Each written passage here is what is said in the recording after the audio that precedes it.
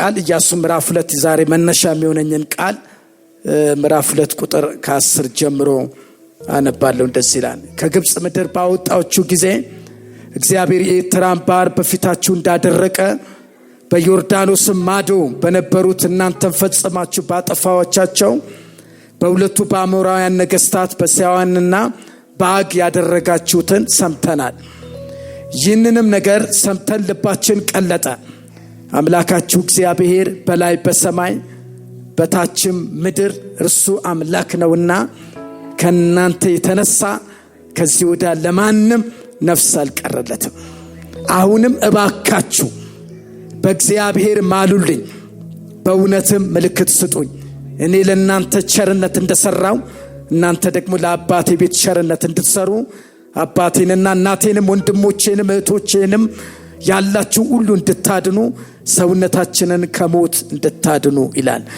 ባለፈው ሳምንት እንግዲህ የኢያሱን መጽሐፍ ጀምረናል። የኢያሱን መጽሐፍ አንዱ የመጀመራችን ምክንያት ምንድነው ሲባል ኢያሱ ከስሙ ጀምሮ ከኢየሱስ ጋር ተመሳሳይ ትርጉም አለው።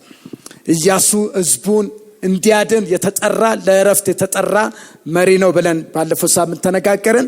ኢየሱስ ክርስቶስ ደግሞ የነፍሳችን አዳኝ እንድንሆን ከገባንበት ባርነት ከኃጢአት ባርነት ነፃ ያወጣን የሹዋ ኢያሱ የኛ ኢያሱ ኢየሱስ ነው። አሜን አሜን። የእስራኤል ኢያሱና የሕዝቡ የኛ በክርስቶስ ኢየሱስ የዳነ ደግሞ ኢያሱ ይለያል። የኛ ኢያሱ ኢየሱስ ነው። አጠገባችሁ ያለን በሉት የኛ ኢያሱ ኢየሱስ ነው በሉት። ባለፈው ሳምንት እንደነገርኳችሁ መጽሐፉ የ30 ዓመት ታሪክ መጽሐፍ ነው። በ24 ምዕራፍና በ658 ቁጥር የተጻፈ ነው። በጣም ሰፊ ነው፣ ጥልቅ ነው። ግን ይሄ በቁጥር እንድናየው ጊዜው አይፈቅድልንም እና ባለፈው ሳምንት ኢያሱ ማን ነው? ይሄ ጻፊ ማን ነው?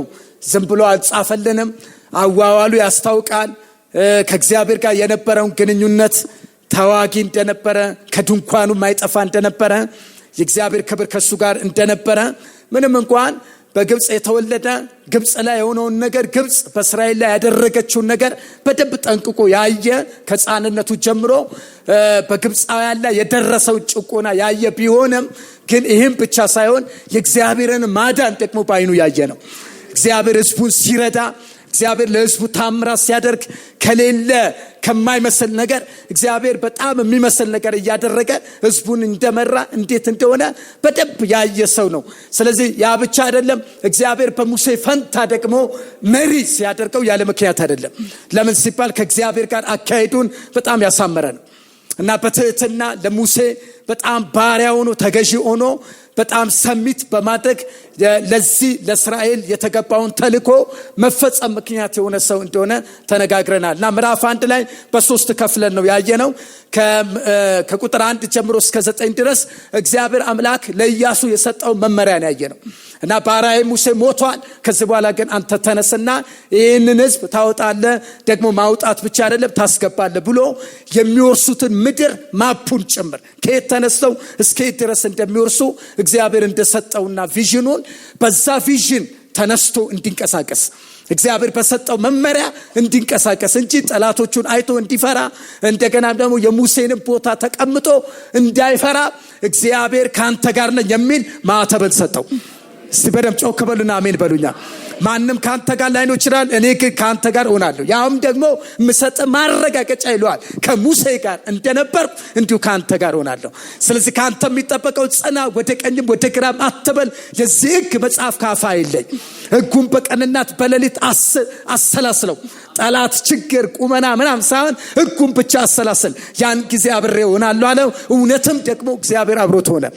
ክብር ለኢየሱስ ይሁን። ከቁጥር 1 ጀምሮ እስከ 9 ድረስ ያለው ይሄ ነው።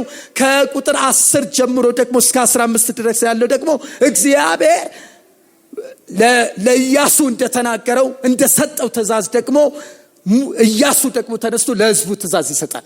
ተነሱ ይላቸዋል። ተዘጋጁ ይላቸዋል። እስቲ አንድ ሰው አሜን ይበለኝ። ዛሬ ትንሽ የምናየው ነገር አለ። ሰዎቹ የቆሙበት የተቀመጡበት ስፍራ አለ። ሴጤም ይባላል። እዛ ቦታ ላይ ነው ያሉት። ነገሩ አብቅቷል ብለው ለሙሴ እያለቀሱለት ያለው ስፍራ ነው። ራያቸውን ጥለዋል፣ ትንቢታቸውን ጥለዋል፣ እግዚአብሔር ያወራላቸውን ጥለዋል። ነገር ግን ኢያሱ ምን ይላል? ተነሱ ይላል። እግዚአብሔር ከሰማይ ተነስቷል፣ እኛም ደግሞ መነሳት አለብን ይላል። ኧረ አንድ ሰው አሜን ይበለኛ። እግዚአብሔር በግል ካወራችሁ በግል ብቻ እንዳወራችሁ እንዳታስቡ። ከናንተ በኋላ ያለ ትውልድ አለ። አሜን። ከናንተ በኋላ የናንተ ዘሮች አሉ። እኔ ጋር የመጣው ድምጽና ቃል እኔ ጋር ብቻ አይቀርም፣ ትውልዴን ሁሉ ያጠቃልላል። እስቲ በደንብ አሜን በሏ። ስለዚህ ተነሱ ይላቸዋል። ዛሬም የዚህ መልእክት ሐሳብ ለአሸናፊነት፣ ለድል አድራጊነት፣ ለውጤታማነት፣ ለበረከት የእግዚአብሔር ሕዝብ መነሳት አለበት። እስቲ እነሳሳለሁ በሉ። እስቲ ለምን ሲባል እግዚአብሔር ተነሱ ብሏል። ጠላት እያለ ተነሱ፣ ሰልፍ እያለ ተነሱ፣ የሚወረስ ነገር አለ ተነሱ የሚለውን መመሪያ ኢያሱ ይሰጣል። ከዛ መጨረሻ ላይ የምታዩት ደግሞ ከቁጥር 16 ጀምሮ እስከ ቁጥር 24 ድረስ ደግሞ ያለውን ደግሞ የሚያነሳው ሐሳብ ደግሞ ምንድነው ካላችሁኝ፣ ሕዝቡ ደግሞ ለኢያሱ የሰጠው ምላሽ እናያለን። ብቻ እግዚአብሔር ካንተ ጋር ይሁን፣ እኛ የምንፈልገው ሌላ ነገር አይደለም፣ አብሮነቱ ካንተ ጋር ይሁን፣ እንገዛለን አሉት። ከቁጥር 16 እስከ 18 ድረስ ማለት ነው። ያዘዝከንን ሁሉ እናደርጋለን። ኧረ አሜን፣ ኧረ አሜን። አንድ ነገር በጣም ላረጋግጥላችሁ ፈልጋለሁ። እግዚአብሔር ከእናንተ ጋር ሲሆን የማይታዘዝ ፍጥረት የለም። ኧረ ድገሙና አሜን በሉኝ። እግዚአብሔር ከእናንተ ጋር ሲሆን የማይታዘዝ ፍጥረት የለም። ከላይ እስከ ታች ድረስ ይታዘዛል። ብቻ ዋናው እግዚአብሔር ከእናንተ ጋር ምን ይሁን። ዛሬ ምዕራፍ 2 ባጭሩ የምናየው ሁለት ነገር ነው የምናየው። የመጀመሪያው ይህንን አሁን እግዚአብሔር የተናገረላቸውን ምድር የሚሰልሉ ሰላዮችን መረጠ ይለናል መጽሐፍ ቅዱስ። ስለ ሰላዮች ይናገራል። የመጀመሪያ ሰላዮች፣ ሰላይ የሚለውን ቃል የተጠቀመው በዘውልቁ ምዕራፍ 13 እና 14 ነው። አገራት አንድን አገር የራሳቸው ለማድረግ ሲያስቡ የሚጠቀሙት ዘዴ አንደኛው በጦርነት ውስጥ ያለው ስልት ስለላል። ስለላው ምን አይነት ነው ካላችሁ፣ በዛ ምድር ምን አይነት ነገር አለ፣ ምን አይነት አቅም አለ፣ ምን አይነት ተራራ አለ፣ ምን አይነት ሸለቆ አለ፣ በየት በኩል ሄደን ብናጠቃው የሚል የሚሰልሉ ሰላዮች ሁልጊዜ ይላካል። የኛም ሀገር ለሚገጥማት ለየትኛውም ነገር ሰላይ ትልካለች። ሰሞኑን እንደም ሰብታችሁ እንደሆነ አላውቅም፣ ወደኛ ሀገር ከጎረቤት ሀገር የተላከ ሰላይ ተይዟል። ስለላ ይላካል። ምን እየተከናወነ ነው፣ ምን ይደረጋል የሚል ማለት ትዝላችሁ እንደሆነ ዘውልቁ ምዕራፍ 13 እና 14 ኢያሱ ራሱ ሰላይ ሆኖ ተልኳል። ሄሎ እየሰማችሁ ነው? እግዚአብሔር ለአባቶቻቸው የተናገረላቸው ምድር ሰልለው እንዲመጡ ከተላኩት ከ12ቱ አንዱ ነው ኢያሱ። እንደምታውቁት ሁሉም 12ቱ ከየነገዱ የተመረጠ ነው። ወደዛ ምድር ሄደው ሲመለሱ 10 ለ2 ሆነው ተከፈሉ ይላል። ኢያሱና ካሌብ ልብ የሚያቀልጥ መልእክት ሳይሆን ልብ የሚያበረታ መልእክት ይዘው መጡ። ኧረ አንድ ሰው አሜን ይበል። ስለዚህ ኢያሱ ያውቀዋል የስለላውን ሁኔታ። አሁን ደግሞ በጣም የሚገርማችሁ ሰሞኑን እኛም ቤት ነው የኢያሱን መጽሐፍ እያጠናን ያለ ነው። የሚገርመው ሙሴ የተጠቀመው ስትራቴጂክና ኢያሱ የተጠቀመው ስትራቴጂክ አንድ አይደለም። ሙሴ የተጠቀመው 12 ከየነገዱ መረጠ ይላል። ኢያሱ ግን የተጠቀመው 2 ነው ይላል። ለካ አንዳንድ ነገር የሚሰራው በብዛት ሳይሆን በጥራት ነው። ኧረ አሜን። ብዙ ነገር ጥሩ ነው፣ አስፈሪ የሚያደርግበት ሁኔታ አለ። ግን እግዚአብሔር ሁልጊዜ ግን ከጥራት ጋር ይቆም። ስለዚህ ኢያሱ ይሄ መንገድ እንደሚያወጣ ለምን ካላችሁ፣ ብዙ ካደረገ ህዝብ የሚያቀልጥ መልእክት ይዘው ነው የሚመጡት። ይሄ ቋፍ ላይ ደረሰ፣ ተስፋ የቆረጠ በሙሴ አማካኝነት መሞት ያዘነ ህዝብ ወደ ኋላ ሊመለስ ጫፍ ያለውን ህዝብ እንደገና ከየነገዱ ከመረጠ አይሆንም። ግን እሱ የሚያምንባቸው ደግሞ እሱ ያየውን የሚያዩ ልባቸው የተነካ ደካማ መልእክት ይዘው የማይመጡ የጠላትን ቁመት ርስማን የሚያወሩ ሳይሆን ምድሪቷን ሰልለው የሚያመጡ 2 ሰዎች ተላኩ ይላል። እግዚአብሔር ከሚላካቸው ሰዎች ያድርጋችሁ። ኢያሱ የተጠቀመው የዚህ የወንጌል መጽሐፍን ጌታ ኢየሱስ 2 አድርጎ ላካቸው የሚለውን ኧረ አንድ ሰው አሜን ይበል። 2 አድርጎ ላካቸው። ወዴት? ወደ ማዶ ስራ ወዳለበት ቦታ ላይ 2 አድርጎ ላካቸው ይላል። እግዚአብሔር ከ2 ጋር 3ኛ ሆኖ ይቆማል። የሚታዩት 2 ነው፣ ከማይታዩት በስተጀርባ ግን አንድ አለ። የሚንቀሳቀስ አለ፣ የሚረዳ አለ፣ የሚያግዝ አለ። እስቲ አንድ ሰው ጮክ ብሎ አሜን ይበለኛ። እነዚህ ሰላዮች በነፍሳቸው ተወራርደው ነው። ምክንያቱም ወደ አንድ ሀገር ስትገቡ መልካችሁ ያስታውቃል፣ ከለራችሁ ያስታውቃል። እንደምታዩት ይሄ የሚወሷት ምድር ዙሪያዋ በተራራማ የተሸፈነች ምድር ናት። በተራራማ ያለች ምድር ናት። አንድ ሰላይ ተራራው ላይ ቆሞ እንደዚህ የመግባት እድል ካገኘ ምንድነው የሚሆነው? የሚያደርገውን ነገር ያየዋል። አወጣጡን አገባቡን ያያል። ከዛ በኋላ እስኪወጣ ድረስ ከተያዘ ነፍሱን ያጣል። ከተያዘ በህይወት አይኖርም። ግን እንዲህ አይነት ለእግዚአብሔር ነገር የሚመቹ ሰዎች የቆረጡ የጨከኑ ሰዎች ናቸው። ትዝ ይላችኋል ዳዊት አንድ ጊዜ እንደዚህ ሆነ ይለናል መጽሐፍ ቅዱስ። ንጉስ ነው። ነገር ግን ከፍልስጤማውያን ዳዊት ውሃ በጠማው ጊዜ ያ ምንጭ ቤተልሔም የምትባለው ምንጭ በፍልስጤማውያን ተከቧል። ግን በልቡ እንዲህ አለ፣ ማን ነው ከዚህ ውሃ የሚያጠጣኝ አለ። ከዚህ ምንጭ ውሃ የሚያጠጣኝ አለ። ንጉስ ነው፣ ሁሉ በእጁ ሁሉ በደጁ ያለ ንጉስ። ግን ውሃ የሚያጠጣው ተመኘ።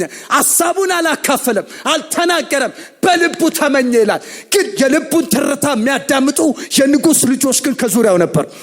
በነፍሳቸው ተወራርደው ከዛ ምንጭ ንጉስን ለማርካት ንጉስ ለጠባው ነገር ምላሽ የሚሰጡ። እስቲ አንድ ሰው ዛሬ እኔ ነኝ ይበለኛ።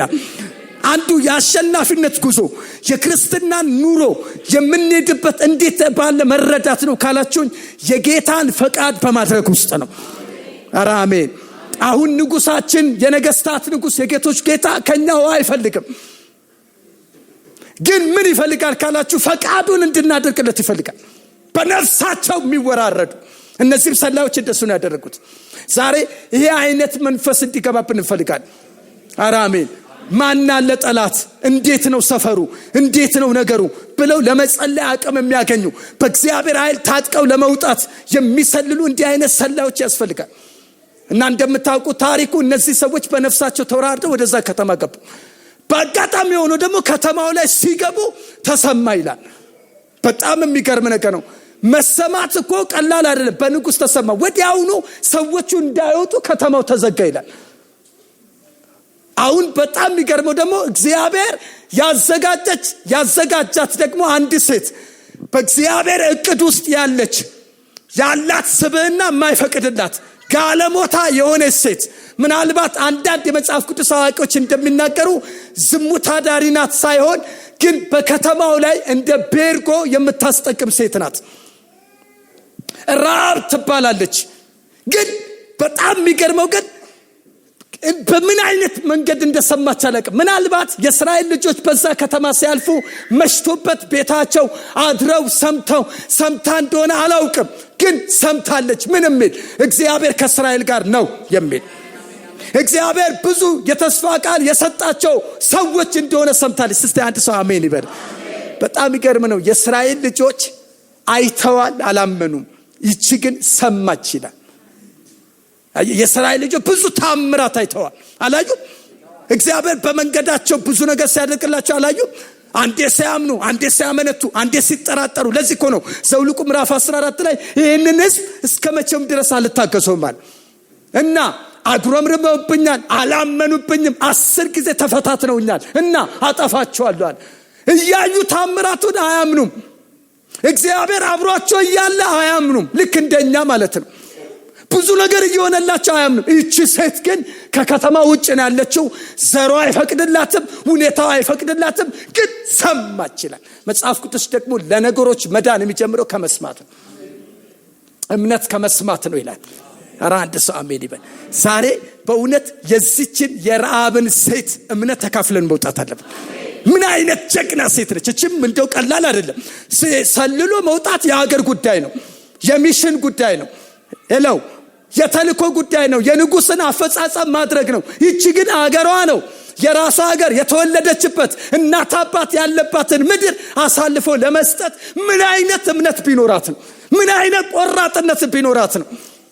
ምን አይነት ድፍረት ቢኖራት ነው? እነዚህ ሰላዮች አስጠጋች ይላል። አንዳንድ ጊዜ እግዚአብሔርን ታዘን ስንወጣ በመንገዳችን ላይ ጌታ የሚያዘጋጅልን ነገር አለ። ማይመስል ነገር ነው፣ ማይመች ነገር ነው፣ ግን እግዚአብሔር ያዘጋጃል። እንዴት ሰማይ እንዴት እንዳቀደው ይችን ቤት ይችን ሴት እንዴት እንዳዘጋጃት ነገር። ኑ ግቡ አለች። ወደ ቤት ግቡ። ለምን እግዚአብሔር ለእናንተ ያደረገው ነገር ሰምተናል። እቺ ምድር እየኖርንባት ነው ግን የእናንተ ናት። ይችን ምድር እያረስንባት ነው ግን ምድሩ የእናንተ ናት። ኧረ አንድ ሰው አሜን ይበለኛል። እንደተገባላችሁ የተስፋ ቃል ሰምቻለሁ።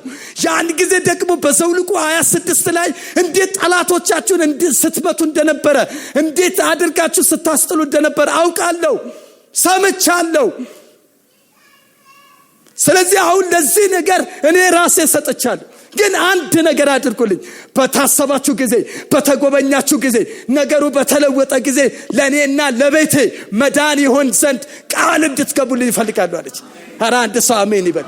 ተመልከቱ መጽሐፍ ቅዱሳችን ላይ እነ ሩትን በጣም ትልልቅ ጀግና ሴቶች ዘራቸው የማይፈቅድለት ግን ዘው ብለው በእግዚአብሔር ነገር ውስጥ ገቡ፣ ወዳልተፈቀደ ነገር ውስጥ ገቡ። ኧረ አንድ ሰው አሜን ይበል። አንዳንድ ሰዎች የመዳንን መንገድ በሌላ ነገር ሲጠብቁ፣ ያልተጠበቁ ሰዎች ግን የመዳን በር ተከፍቶላቸው ስማቸው የኢየሱስ ዘር ሐረግ ውስጥ ገብተዋል። ወገኖቼ ይቺ ሴት ቆራጥ ሴት ነች፣ የእምነት ሴት ናት። የዚህ የምዕራፍ 2 ዛሬ ጭምጥ ሐሳብ ማሳያችሁ ነው። ለሰላዮች የተመቸች እግዚአብሔር ለሚያደርገው ነገር በፊት ለፊታቸው ላለው ለሚወርሱት ነገር የተመቸች ሴት ነች። ዛሬ እግዚአብሔር እንድንመቸው ይፈልጋል።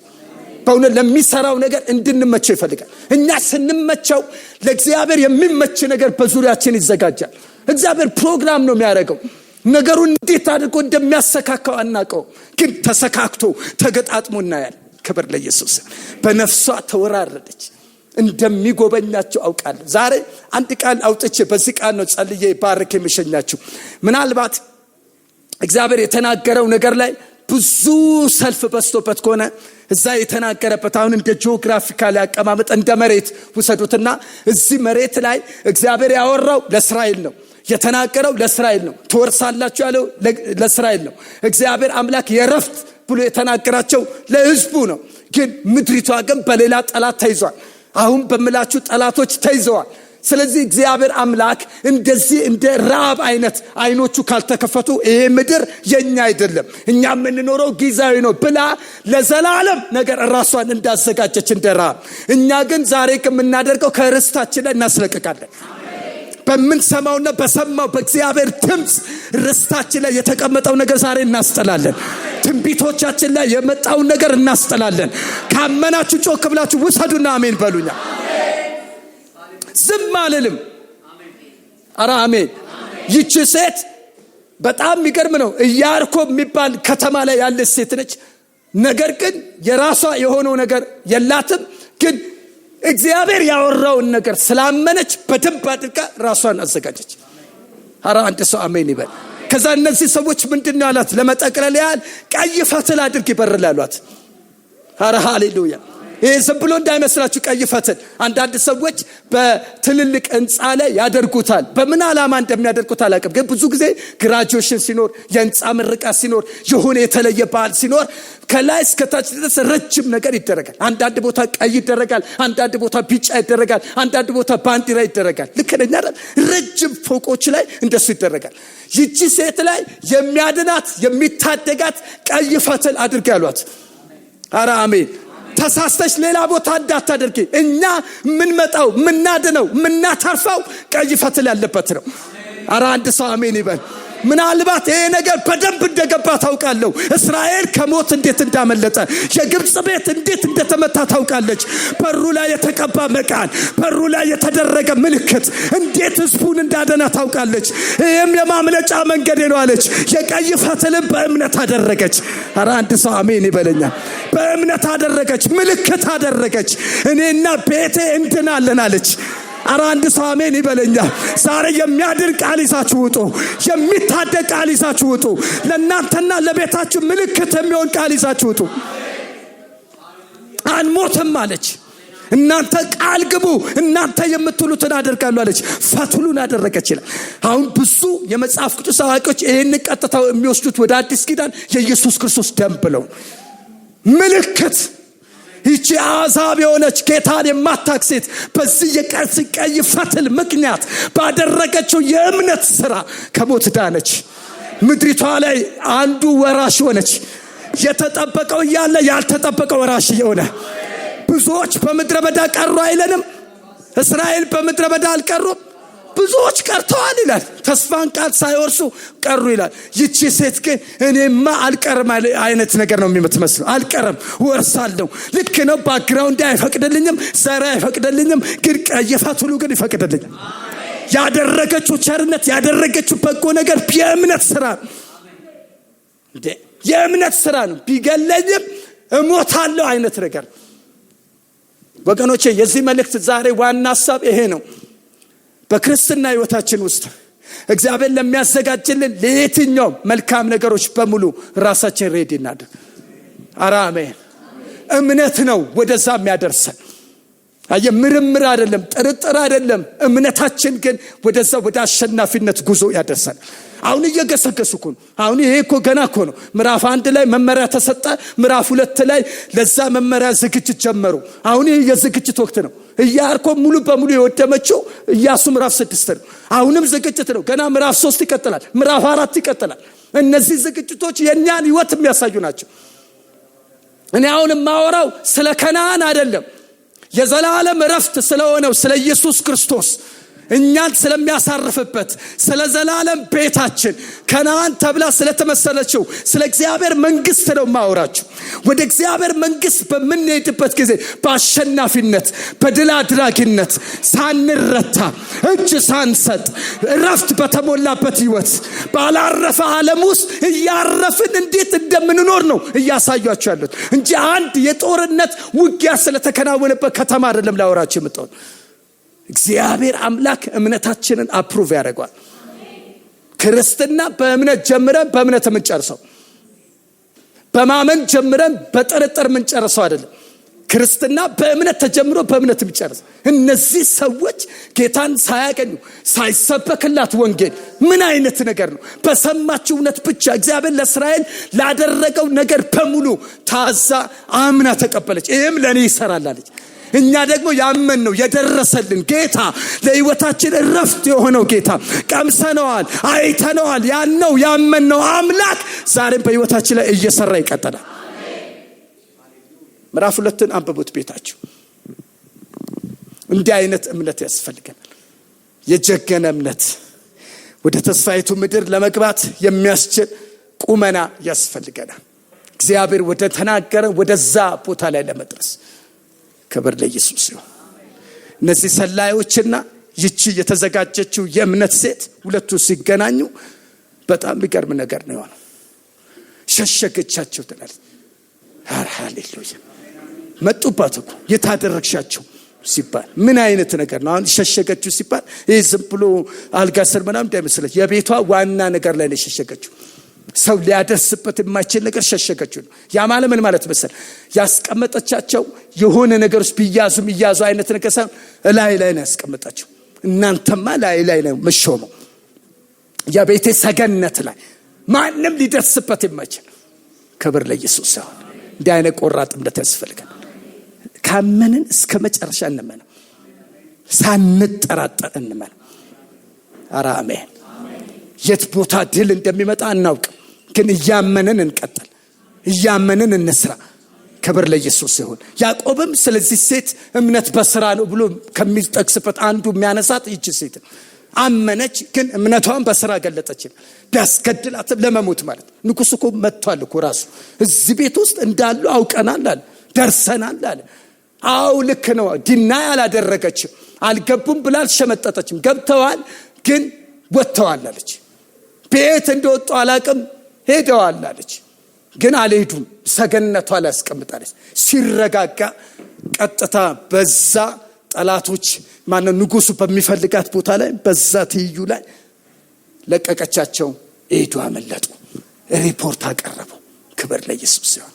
እግዚአብሔር የሆነ ቀን ላይ የዘራነውን ዘር ያሳጭደናል። ክርስትና ማጨዳል፣ መዝራት ብቻ ሳይሆን ማጨዳል።